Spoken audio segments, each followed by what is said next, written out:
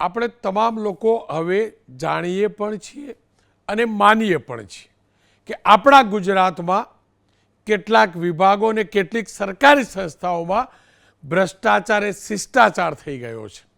ભ્રષ્ટાચાર અલગ અલગ રીતે અલગ અલગ સ્વરૂપમાં જોવા મળે છે અને કદાચ એ જ કારણ છે આપણું ગુજરાત જે સ્થાને પહોંચવું જોઈએ ને પહોંચતું નથી. પોટેન્શિયલની કોઈ કમી નથી.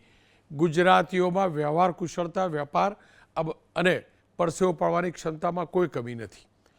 કરોડો અરબો રૂપિયા આપણે ટેક્સ પેટે ચૂકવીએ છીએ અને કરોડો અરબો રૂપિયા વિકાસના કાર્યો માટે સરકાર અલગ અલગ વિભાગ અને અલગ અલગ સ્થાનિક સ્વરાજની સંસ્થાઓને આપે છે.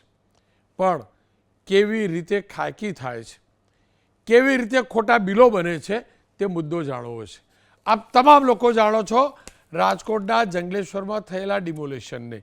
આ ડિમોલેશન રાજકોટ મહાનગરપાલિકાએ કર્યું અને ગઈકાલે જ વિવાદ સામે આવ્યો હતો.